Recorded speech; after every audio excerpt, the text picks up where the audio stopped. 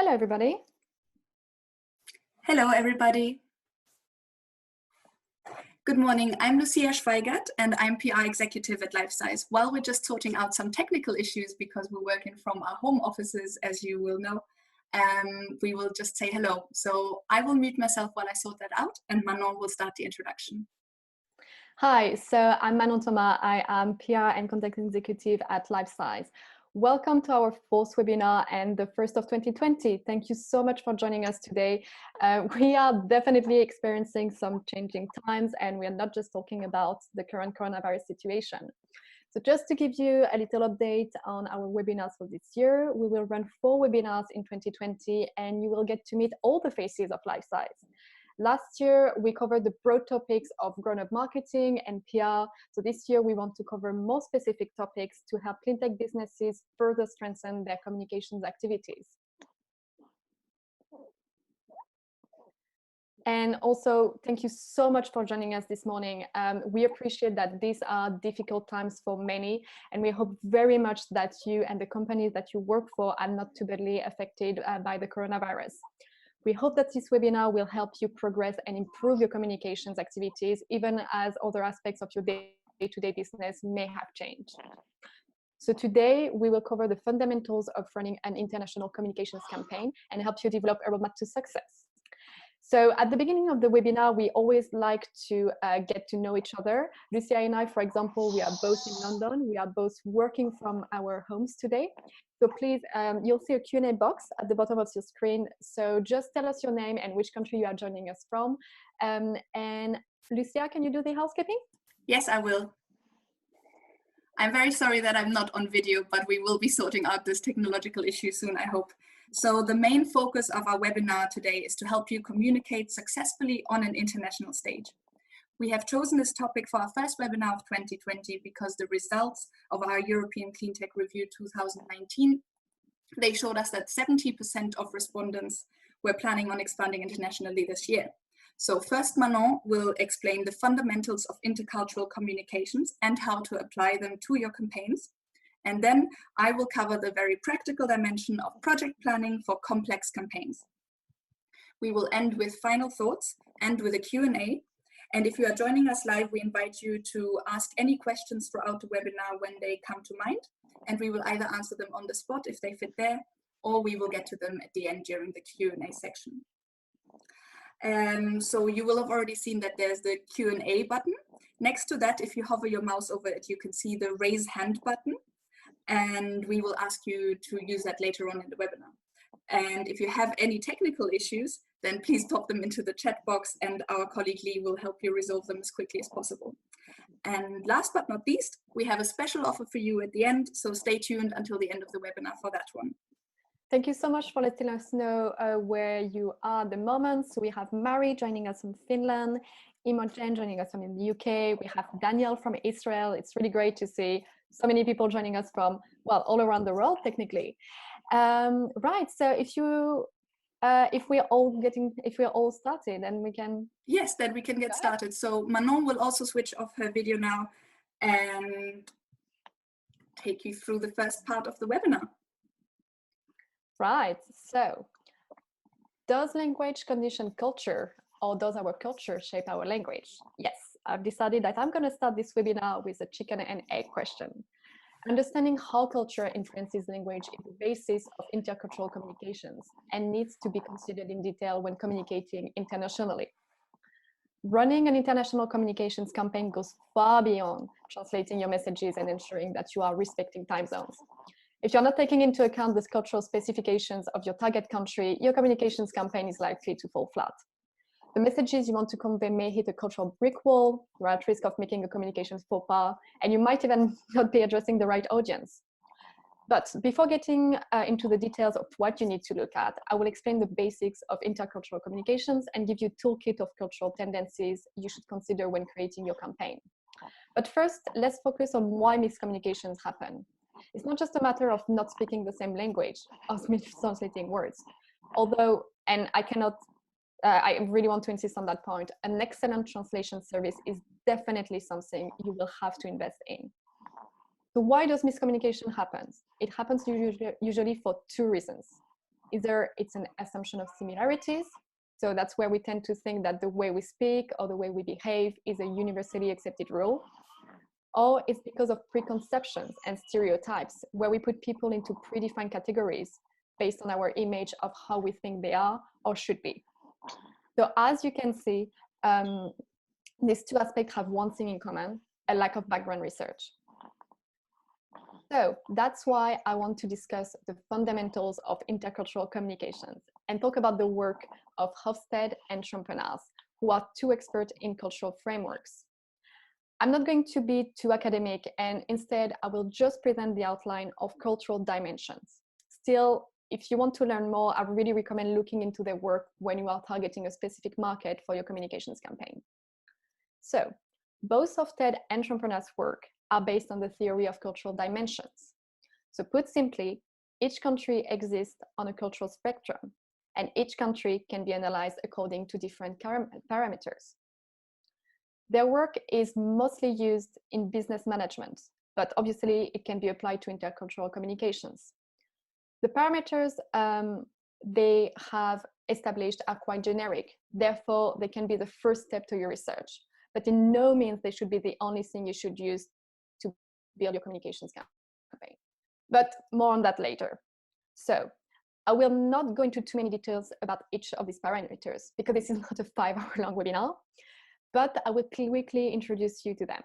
So if you have any question about these webinars, please put them in the Q&A box and we will enter them at the end of the webinar. But now I'm just going to go quickly through them. So Hofstede was the first one to theorize cultural dimensions, and he established 5 parameters. Individualism versus collectivism. I think those are quite well known. Power distance. So this is the degree to which members of the society accept a hierarchical distribution of power. Then we have uncertainty avoidance, which is how to deal with daily uncertainty and risk. Masculinity versus femininity. So usually masculine societies, and when I say masculine societies, I've really put that into reverse commas, they are more competitive versus feminine societies, which are more consensus oriented. And finally, we've got time horizon, which is having a short-term versus a long-term vision. So Trompenas' work partially confirmed Hofstede models and added new dimension. Universalism versus particularism. This is the extent to which the same rules apply or differ according to circumstances. Specific versus diffuse. It's how important it is to compartmentalize the different aspects of one's life. And this is particularly relating to work and personal life. We've got then neutral and affective. So is it better to show emotions or is it better to keep them hidden? And finally, achievement versus ascription. It's whether success comes from one's achievement or one's mere existence. Oh, sorry, and we have one last, inner directed versus outer directed. It's the extent to which we control our environment compared to our environment controlling us. Right, so as I said, this is a really quick presentation aimed to show you the key parameters to consider when building your international communications campaign. Not all of them may be relevant to you, but though it is up to you to select the most important one. So we have covered the theory, gonna leave that right there. Now let's put it into practice. How, as a clean tech business, can you build your international communications campaign? The first step you have to take is to check the relevance of the topic in your targeted country. Let's say you are an e-mobility provider. You want to launch a campaign to promote vehicle-to-grid and its benefits for the e-mobility and energy industries. Well, this may be a hot topic in your country. Many people may be talking about it. Government are really active in promoting legislation, but this doesn't mean that it's going to have the same importance elsewhere. Before starting to draft your content plan and strategy, and you will need one, take a moment to do your research. Look, is this topic widely discussed in the news? Are mainstream media talking about it, or is it limited to industry press? Obviously, you're more likely to reach a mainstream audience if this has been discussed in national newspapers. Is it a touchy subject in the area you are targeting? Researching how the issue has been discussed and if it has been positively received will largely influence the content of your campaign. If it is a sensitive topic, you will have to rethink how you want to approach it. Obviously, it doesn't mean that if it's a bit sensitive, you shouldn't be targeting that country. It just means that you may have to do more background research to ensure that you have solid scientific facts to base your claim on. And also, being one of the first to focus on the benefits of such technology or innovations can give you a unique positioning in this country and open new opportunities. And finally, check what is the political importance of this topic. Has there been legislation put in place? And also, we are living in a world of like climate emergency, which is part of our day-to-day life. So check the existing environmental impacts or benefits of such technology. So once you have mapped how relevant the topic is in your country of choice, focus on your audience. Find out which groups are the most involved in discussing these topics. Are they politicians, businesses, journalists, influencers, activists? Really like map out everything. And once you have identified them, look into how they want to be talked to. So this is where the cultural dimensions I described previously come into play. As a first step, you can refer to the work of Ousted and Entrepreneurs to see where your target country stands on the cultural spectrum. But you will also need to do a little bit of extra research and look into how they want to be talked to and who are the key people to contact. And don't forget, it's also crucial that you look at their areas of interest. If you're looking at a national level campaign, but your identify audience group is active at a local level, well, you may want to opt for another group. And once you have finished your research and collected all the data, you can then build a clear map of the state of your topic in your targeting area. And then you can go on to crafting your message. So, I'm gonna take a break there. As I mentioned earlier, creating your content involves so much more than translating messages into another language. Based on the research you will have done, you will be able to determine whether or not you need to adapt your tone of voice, if you can use jargon or not, and which words to choose. So this is particularly important if you are launching a product or service which has its own name. Please do check beforehand that it is not offensive and does not have a double meaning in your target country. This is really important. And it can really go into like things as simple as the length of a sentence that can be influenced by culture. So for example, well, you probably already noticed it, but I'm French. I work in an English-speaking country, I write in English, and I can say that English is way more direct language than French. It has way more precise words and usually shorter sentences. So obviously, it probably won't make any difference if you're writing a thought leadership piece. But if you decide to create a Twitter campaign where you are limited with the number of characters, then it will definitely make a difference. And also, it's not just the written content that will need to be adapted, but the visuals materials too. If you are using illustrative pictures, try to find some that correspond to the country's landscape or cities. Look into the use of colors and their signification. Consider adjusting your imagery, but don't forget, you need to keep it on brand with your company brand.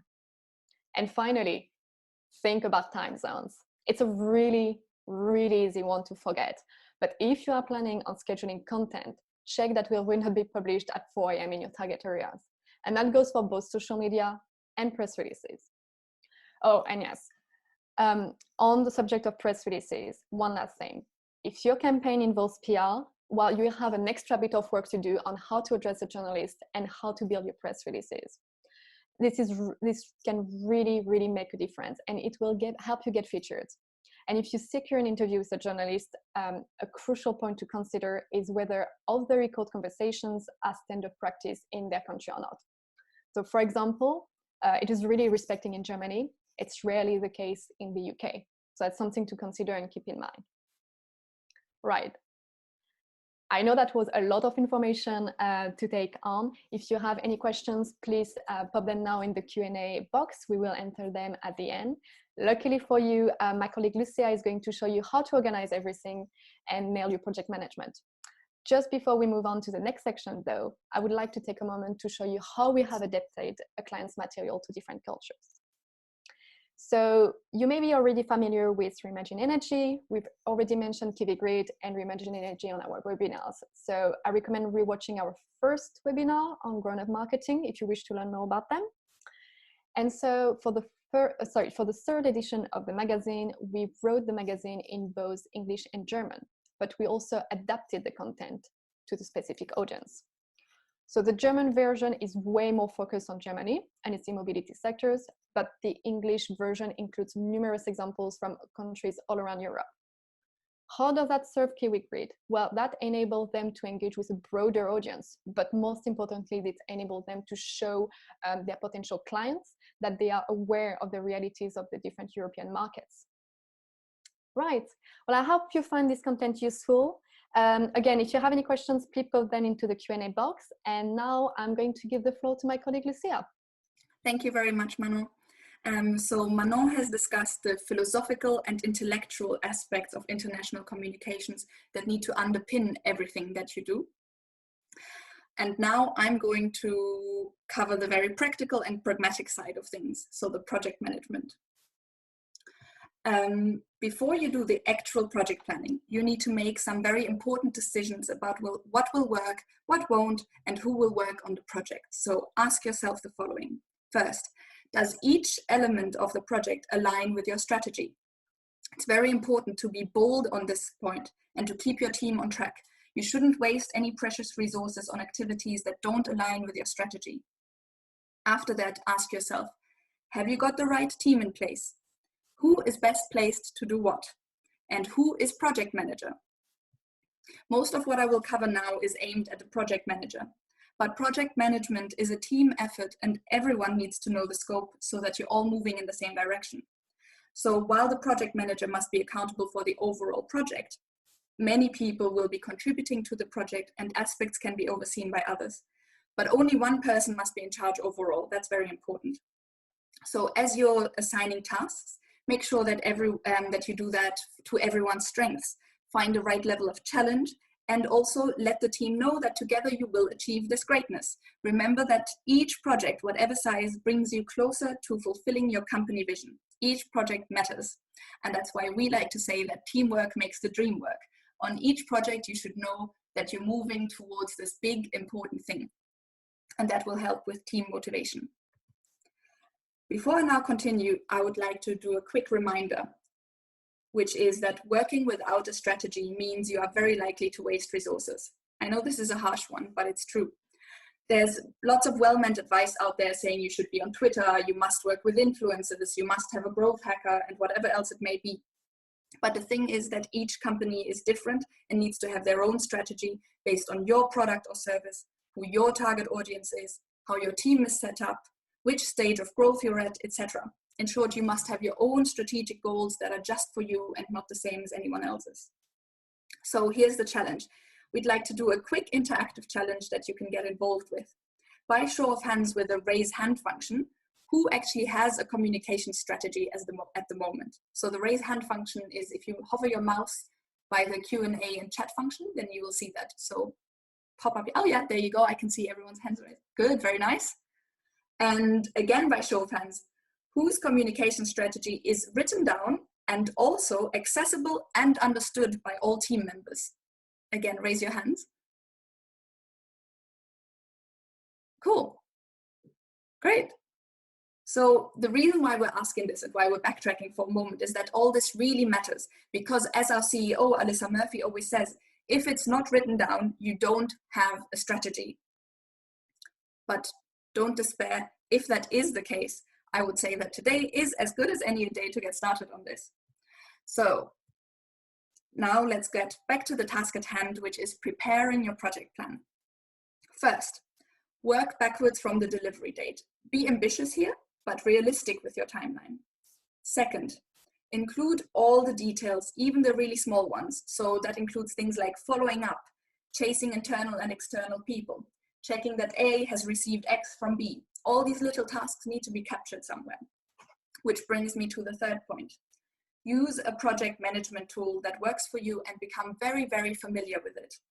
Importantly, also make sure that the whole team is on board with this too, knows how to use this tool and actually enjoys using it, because that way everyone will actually work together easier and that will make it better. At Lifesize, we enjoy using Asana, for example. Fourth point, establish the necessary communication channels. For example, this could be a Slack channel dedicated to this project, it could be weekly calls or meetings, or it could be a top-level update email once a week. There'll be various tools that you should use here. Next point, allow more time than you think. Plan a buffer for the delivery date, but also for the smaller subtasks. This is because you want to think of all the people involved. That's the people in your team, obviously, but also your designers, printers, journalists, event managers, etc. So anyone else who will be contributing to the success of this. You want to be sure that you give each of them enough time to deliver their best. Also, you have to plan lots of time for multi-language work because, as Manon has just discussed, this requires intercultural adaptation and is not just a translation. So each language needs the same degree of rigor, and this takes much more time than simple translation. 6, communicate your deadlines. I know this one may sound quite obvious, but in complex planning, nothing should be taken for granted, and you have to stay on top of it all. It also goes back to the point above about having effective communication channels. So questions you should ask yourself here are these. Are you ensuring that everyone knows how important the weekly check-ins are? Have those check-ins been designed to be effective for everyone participating so that everyone actually enjoys them and feels their value?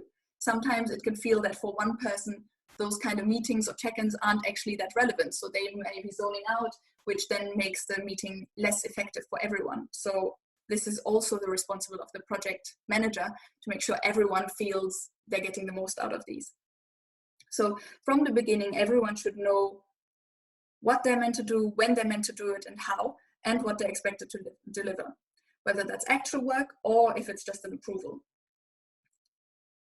Others who are working on just on one part of this project need to also be aware of the overall scope and the timeline. So you yourself as the project manager need to be really confident to communicate this in an assertive manner. And you need to find the right balance between making sure the task is done when needed and also not nagging and annoying people. This brings me to point 7, which I think is a very important one.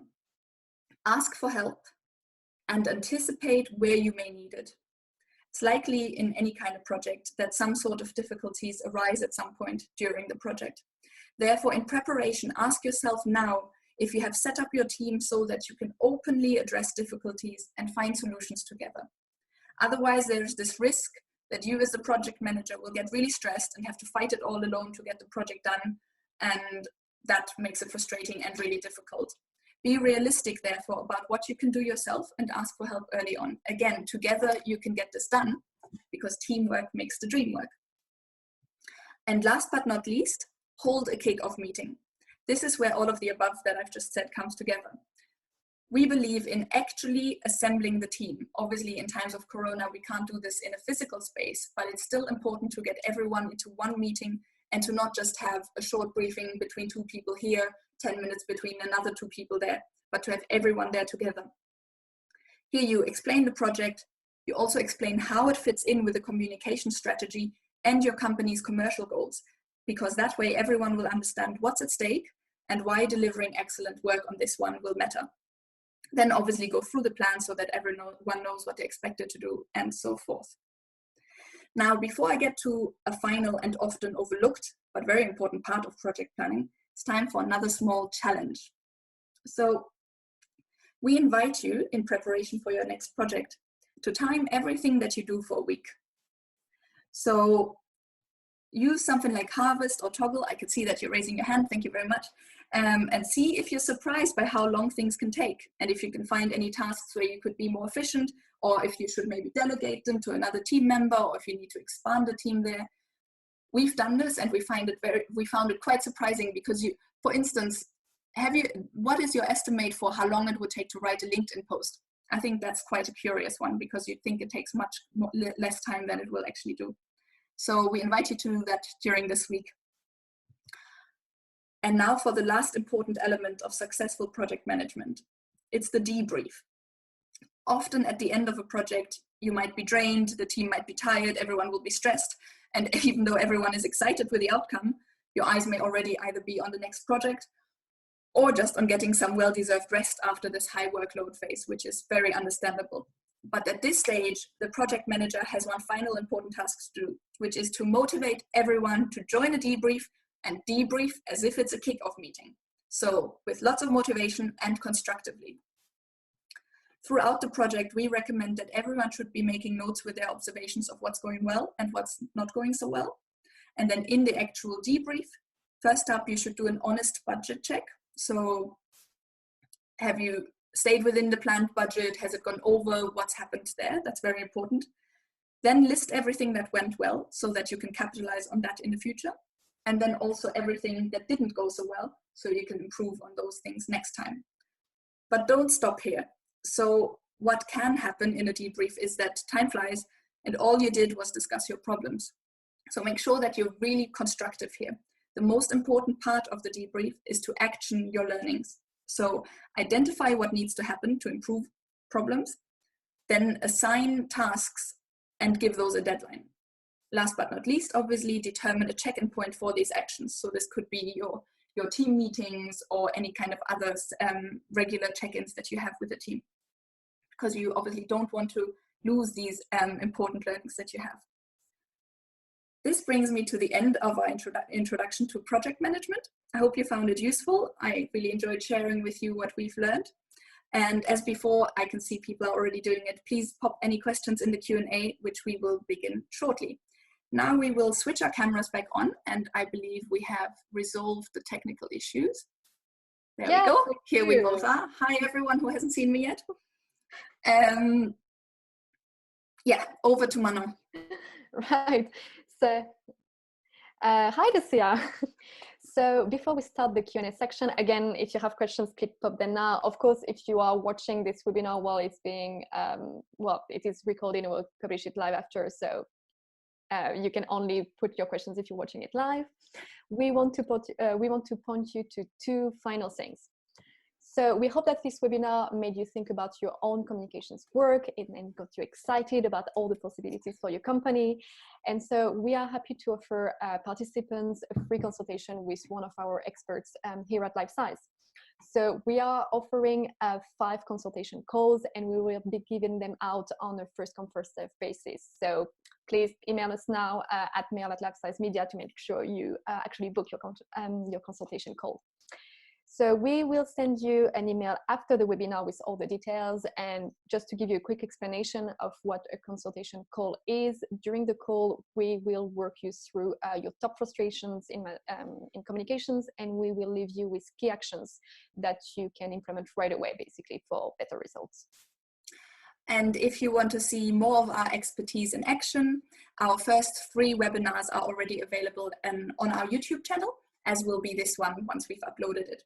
So the first webinar was on grown-up marketing, during which we demonstrate how our campaigns focus on driving sales, raising money, and building international reputation. The second webinar focused on PR and storytelling and gives you all the tools to run a successful PR campaign.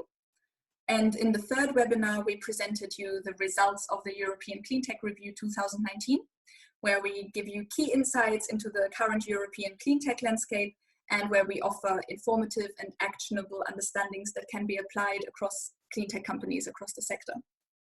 So as I mentioned at the beginning of the webinar, we will continue to run webinars throughout the year. We have 3 more coming up. And so the next one will be how to use content to achieve your marketing goals. And this time you will get to meet our brand team.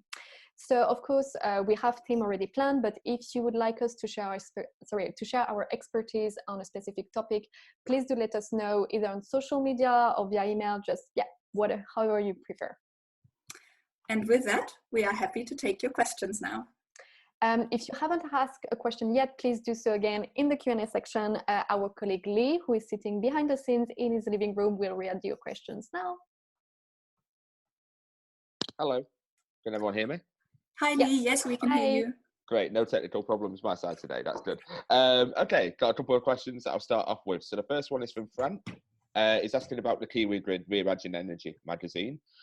He just wants to clarify, so we obviously mentioned that the English version covers more countries and is not focused on just England and is focused on various countries across Europe. Is that because readers in the UK are more outward looking than Germans, or is there any other reason? I think I will take that question because I worked closely with Kiwi Grid on this campaign. No, this is no judgment at all on how outward looking or not these 2 countries would be. but it was a decision made because of the target groups for this company. So one of the target groups was the DACH market, so Germany, Switzerland, and Austria. And the other one is Europe in a wider sense, so most European countries. So for the German version, we concentrated on this pocket. And for the English language version, we concentrated on all other European countries. So with the English version, we're not just targeting the UK market, but all of Europe. And I hope that answers your question. Yeah. If I may add, not Kiwi Grid related, but generally, if you want to translate any piece of content into a different language, obviously choosing English is the easy way to go, because English is the business language that most people speak and even work in. What is important there is that it was not just a translation, but it was adapting your content. And so obviously it's always better to translate something in the language your country, your target country speaks. But if you can't, or if you're like unsure, that's where it's important to actually make the example very relevant to that target country and that target market. Cool. We've got another question. Frank says thank you, by the way. So good answers. Got another question.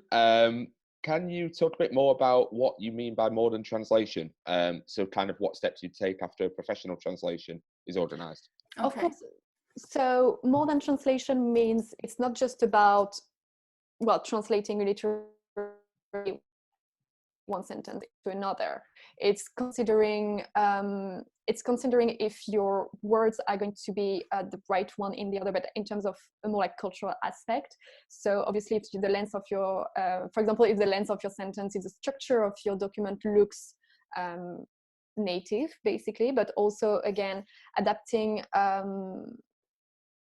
your tone of voice. So as I was mentioning earlier, English is a way more direct, punchy language than French is, where we have a tendency to make quite like long literal sentences. So that's something you will have to adapt. It's not just about if I'm translating something from French to English, I can't keep these long sentences. I will have to make them way more direct, way more punchy. And also, even again, as I mentioned before, the examples that you are going to use will have to be different. You can't, because someone may not know, for example, the UK current situation with, I don't know, state of renewables, for example, and it's probably going to be different in France or in Italy or in Spain.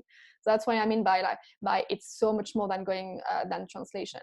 And I mentioned the cultural dimensions earlier. It's also, if you have a country which is, for example, where the power distance, the hierarchy between people is way more important, depending on the kind of documents you are doing, or even like how you are addressing people, you will have to take that into account. If, for example, the company you are going to work with has a way more flat hierarchy than way more like hierarchical. So that's all these kind of like little things you need to think of. And it's not to say that if you don't consider all of them, you're gonna fail at your international communications campaign. It means that it's just one more way to succeed.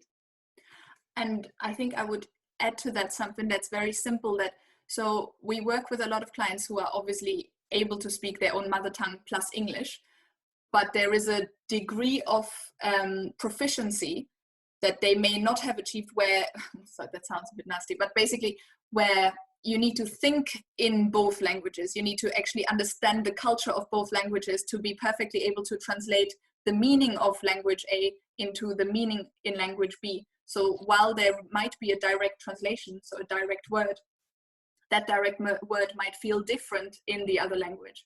So then you have to actually choose a different word. And if you look them up in a dictionary, they wouldn't actually translate according to the dictionary. But as speakers of both languages, you would know that that's the better word to use. It's a really complex, difficult field. Yeah. Cool. Just a bit of a follow-up question on that from James. As translation is so important to get right, and with the current financial situation for the self-employed and startups being obviously a bit up in the air, as we know, would you advise trying to do this in-house, or is it something that should definitely be left to the pros? I mean, ideally, yes, you would need to hire someone because it's their job. Like you have engineers, it's their job. You wouldn't hire a translator for that. Same thing. It's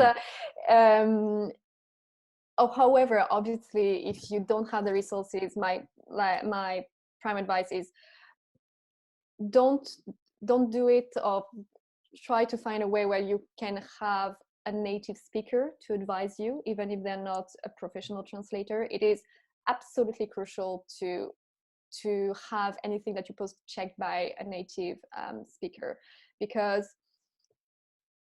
depending, obviously, it won't have the same impact if you are producing a sales brochure or a thought leadership piece that if you are putting a tweet out there, obviously.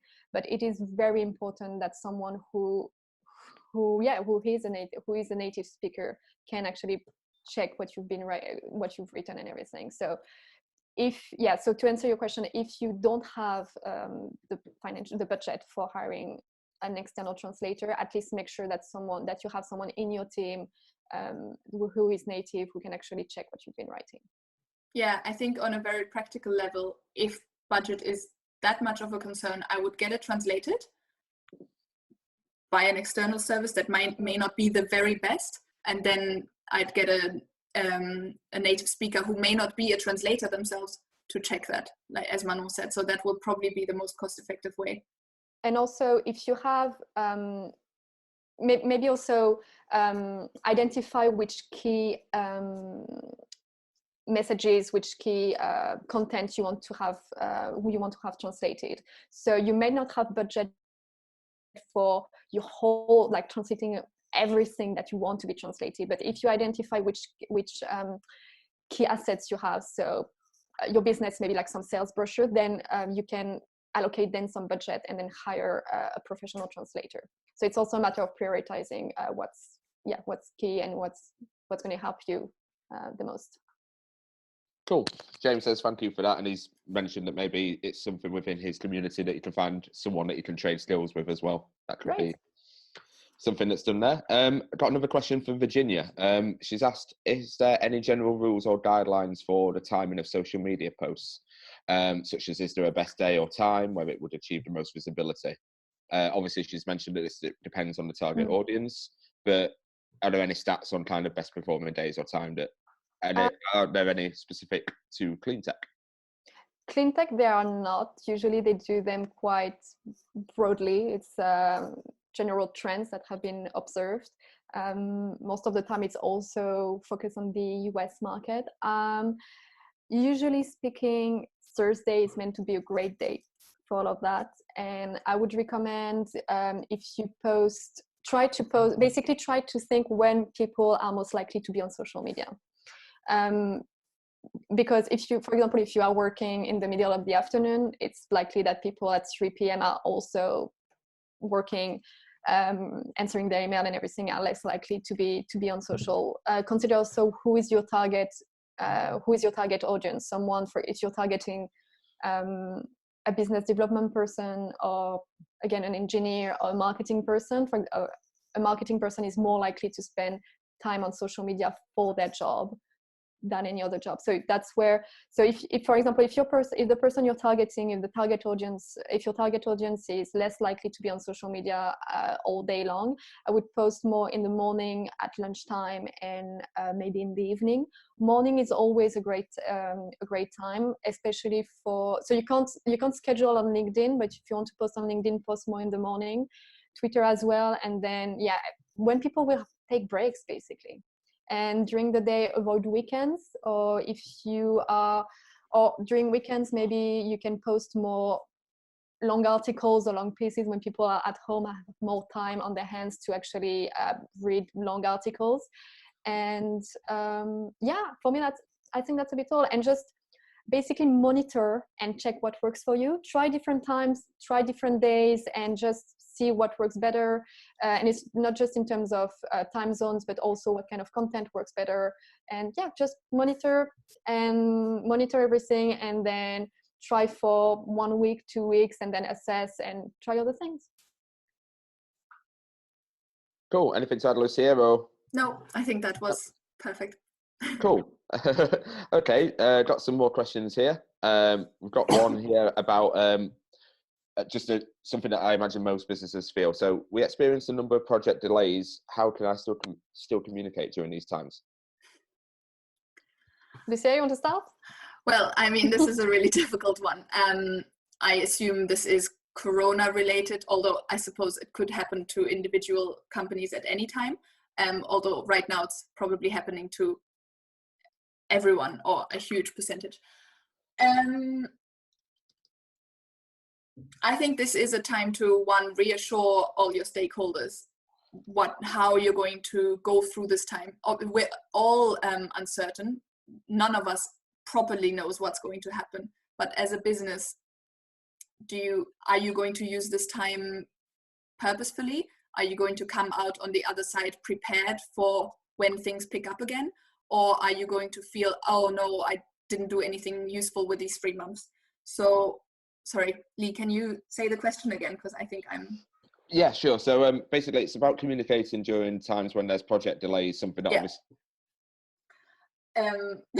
Sorry, I realized that I wasn't going.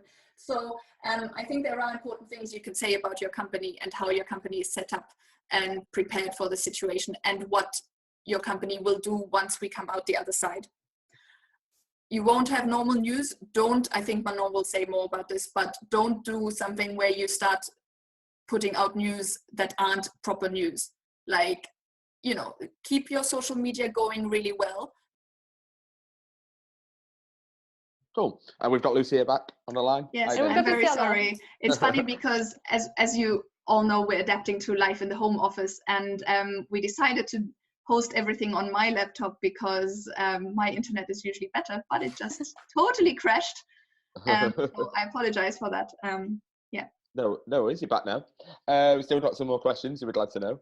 Mary, who's from Finland, as I remember during the earlier start of the webinar, has asked, should all companies have a general crisis communication plan, both internally and externally? Which is a really good question if you ask me. Ideally, yes. Ideally, yes. The more prepared you can be, the better, really. Like Lucia, in terms of project management, what do you... I mean, it's one of those things that will often falls off the cliff. So in your planning, you know, say you've developed your product, you've got the technology going, you've got a wonderful team, you're pushing and moving and you're talking to investors and everything. It's probably one that you're not going to do, that you never have time for. Take the time if you can, of course. Put it on the agenda now. I mean, now obviously we are in a crisis, but if you prepare it now, you've got it for the next one. Touch wood, that's not too soon, but you will have it. Like, make sure you save everything, like all the emails that you're currently sending to your stakeholders, save those as templates in a place that you will find again. Yeah. Also, I think it's even more crucial to have that if you decide, because the topic obviously of our webinar was about to run international communications campaign. So if you run a campaign in a country that you don't really know, obviously you're going to be in unknown territories, and it's going to be, it may be a bit more, and I'm putting that in inverted commas, dangerous for your business. So that's where you need to even prepare even more in advance, just in case things go wrong, because yeah, you just won't know. And if a crisis happens, you will maybe be less likely to be able to handle it the way you would do if it was happening just in your home country. Cool. Thanks for that. Just looking for some further questions because we've still got a few. 1 second. Okay, so we've got another one here. Someone's asked, I have a well-defined strategy for my business, but not really a communication strategy. How long does it take before I can put this action into practice? Ooh. Well, that obviously is it depends answer, but it's not a one meeting job. It's something that will require some time, several team members. I mean, as a time scale, Manon, what do you think? 2 to 4 weeks? Yes. Always, I mean, I always always give more time, basically. Yeah. Always give more time than initially, than you think. Everything takes longer than you may think. I mean, making your communication strategy will be closely aligned to your commercial strategy. So having that in place is a great start, an important start. I think it's a wonderful one that you can try all our project management tips out on. You could, sit down with a team that you want to assemble for this task and then go through all the points that we've said. But yeah, as a rough guideline, I'd say 2 to 4 weeks, depending on how much time you can dedicate to team meetings and how much time everyone who will have to work on this can dedicate between those meetings. Yeah, also depending on if you have a big team or not, because if you have a small team, it's likely that your team is actually being spread into different tasks. If you have a larger team and just a communications team, then if their day is focused on just this project, well, obviously it's going to take less time. So yeah, but 2 to 4 weeks. Yeah. And something to consider here is that, of course, it's not, even if you have a well-positioned communications team, they will have to get feedback from the senior leadership team. So those things take time. Like the senior leadership team needs to have enough time to review things, to understand things. Then they need to feedback, then you need to work on this, then you need to present it again. So these kinds of rounds of feedback are what will take the time. Cool. I think we've got time for maybe one more. This is one for you, Lucia. How is project management different for communications than my normal day-to-day activities? Off the top of my head, I will say it isn't. I mean, it depends on how complex your life is. I mean, I'm not saying that I'm planning my personal life as full on as I'm planning our client campaigns. Although, as you can see, Manon is laughing. I have a tendency to do that. I mean, in personal life, you don't have the same commercial stakes at play. How do you say this? Yeah. But I would plan those things quite similarly, to be honest. Yeah, and for day-to-day activities, I mean, the structure remains the same, really. It's like the content is going to be different, but the structure remains the same. And actually, here, sorry to interrupt you, Manon, but here's a question. Wouldn't your day-to-day activities always be part of a project or something important? So if you have any day-to-day activities that you feel are not contributing to a larger goal, then maybe they are activities you should ditch because they might be draining your resources. Oh, controversial. Yeah. So basically everything you do should be super important and part of what leads your company to fulfilling its vision and saving our planet. Thank you. Cool. Any other question, Lee? I think we have 5 more minutes if we want to have a quick one. Okay. Let's have a look. We've got another one from James. Another one on project management for you, Lucia. So what do you think has been the biggest impact on project management strategies over the last few months of social changes? Obviously, at the moment, people are having to accommodate for childcare, other responsibilities are shifting, so teams are even more disjointed than normal. So any potential impacts that you've seen or changes over the last few months? Oops. I don't think that the basics of project management change because of this. We just have to execute them slightly differently. So something I would find very important is that even though we can't do in-person meetings anymore, it is crucial to see your team on camera. And to when you I think for people who might not be used to working from home, it'll be hard to experience the same level of engagement. So that is something that I think the project manager needs to be able to rally in the team. But yeah, no, I don't think that there's any changes to the basics of project management. I mean, project management is what lies underneath it all, and that hasn't changed. Manon, what do you think? Yeah, no, I agree. You may have to obviously accommodate more time and take into account the fact that people are working from home, that people are, if some of your team are parents, they have to homeschool, they have to take care of your kids. So it's just going to be more a matter of maybe planning more in advance and timelines may change. Exactly, and reallocating things. But the basis of project management haven't changed. And I know right now we're all working remotely. I know at Life Size it's pretty easy for us because that's really embedded in our culture. I know a lot of companies are kind of getting used to that. So really take advantage of all the online tools you have, and just really importantly, trust your team.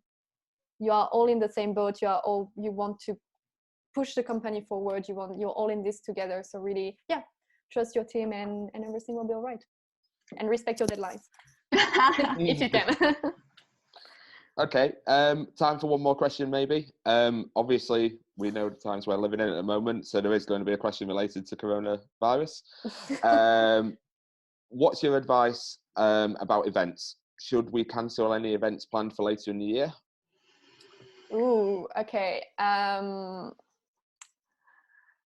That we don't know, as in we don't know when the whole situation is gonna get better, or like when we'll be able to have physical events.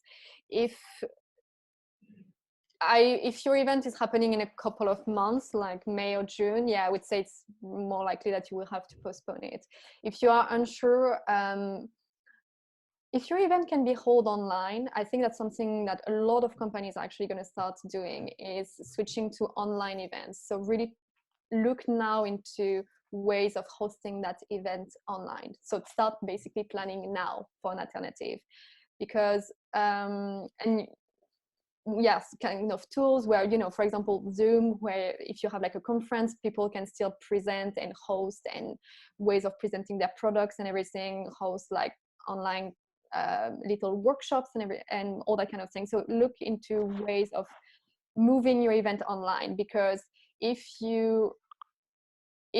times comes and indeed you have to cancel your event and you can't attend your event, well, then people will be very, like, all your stakeholders, all the people who have registered for your event, all the exhibitors, the speakers and everything, they will be so grateful to you to have offered them a backup solution. And it's going to be great for your company image, and it's going to be great for you, because that event can still happen differently, but it can still happen. And yeah, who doesn't want to be the company who saved the day, basically? Great Lucia, answer. anything, or? No, I think that's perfect. I mean, I would have just said follow government guidelines, which I know aren't, you know, don't lead us to later in the year. I think, yeah, so everything that Manon said is brilliant advice. Okay. I think we're all done with the Q&A. If you have more questions that popped, if we haven't answered everything, please tag us on social media, at Life Size Media, on Twitter, on Instagram, on LinkedIn, and we will answer them online. Thank you so much for joining today. We know it's strange times. Thank you so much for coming to this webinar. It was our first time hosts for both Lucia and I. We hope you found that useful. We hope you found that insightful, and that you can put all our advice in place for your company. Thank you so much for joining. Yeah, we wish you good luck, obviously, in this phase, but also beyond it. And we hope you have a good day for the rest of the day and a good week. Enjoy the sunshine.